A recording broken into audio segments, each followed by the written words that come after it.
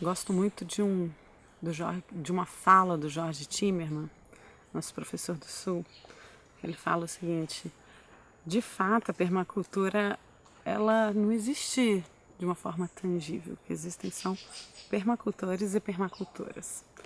Ou seja, essa filosofia, essa prática, essa técnica só faz sentido se a gente trouxer para a nossa vida. Bom, a permacultura trabalha muito nessa linha assim de faça onde você está, com o que você tem, com quem está ao seu redor, né? Bate de frente com um ambientalismo mais tradicional, que é aquele que é meio desconectado, a ação se desconecta do blá blá blá, né? Você tem uma pessoa que mora no apartamento, não vê problema nisso, consome só produtos industrializados, não vê problema nisso, anda de carro para lá para cá, e voo de avião para lá para cá e não vê problema nisso, e fala que tem que defender, criar área de conservação, etc, etc. E a permacultura quer dar um empoderamento para a pessoa poder fazer a partir daqui agora. Claro que no apartamento 18º andar vai ser mais difícil do que numa casa que tem quintal. Mas há o que fazer. Para quem quiser, a permacultura traz isso. E nesse sentido, da ação de cada indivíduo, ela é muito potencializadora, assim, da sua capacidade, do seu poder pessoal, assim. Verdade. Ela traz muito essa autonomia para as pessoas. Autonomia não no sentido de não se relacionar, ao contrário, né? Quanto mais a gente avança, mais a gente vê que é nas redes que a gente realmente se empodera. Mas a autonomia no sentido de você estar mais conectado com aquilo que são suas necessidades essenciais.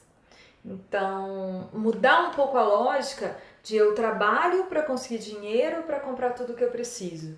E passar para a lógica de que eu tenho consciência e pelo menos um mínimo eu sei fazer e eu começo a produzir, a fazer aquelas necessidades básicas. Sermos responsáveis pela nossa existência mesmo, assim.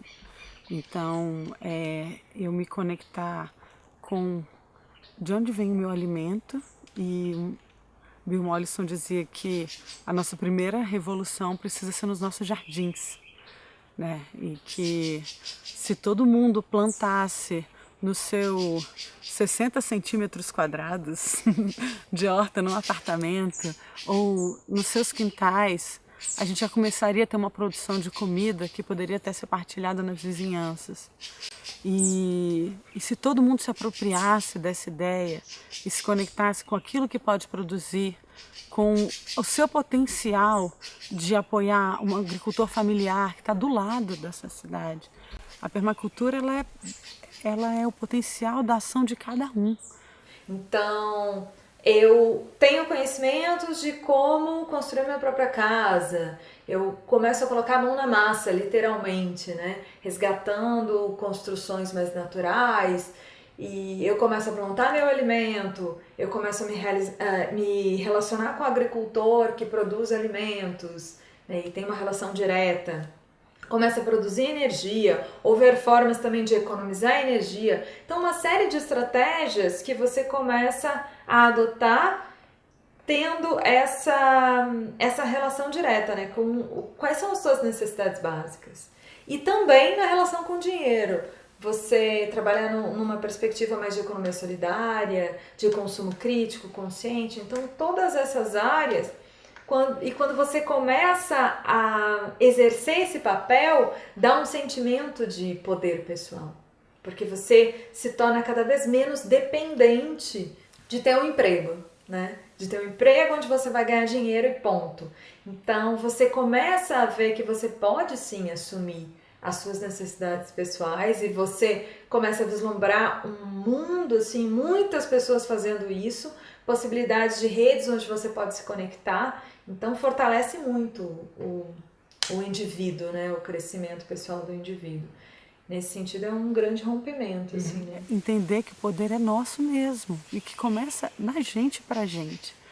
E quando você assume isso para a sua vida, você primeiro começa pensando nas suas atitudes, de quanto você usa de água. Então, na permacultura, como permacultor, você não está apontando o outro, você está pensando como é a sua prática pessoal. Rompa um pouco a lógica do consumidor. A gente só consome, a gente está consumindo o planeta Terra inteiro. Né? A gente tem que... Ok, há coisas que não podemos deixar de consumir, mas em troca a gente tem que produzir algo para o planeta também, né? Mais ou menos entrar no fluxo da vida, entrar no fluxo, te empodera para isso, se sentir, nem que seja um pouquinho, parte disso, mas com vias a melhorar a sua participação positiva nesse grande processo de vida que é o nosso planeta, né? E na economia solidária isso também é muito forte, né? Numa feira de trocas, por exemplo, de todas as pessoas perceberem o enorme potencial que elas têm, um leque de coisas que elas poderiam estar oferecendo para uma comunidade. Então você passar a equilibrar um pouco mais o consumo com a produção, né?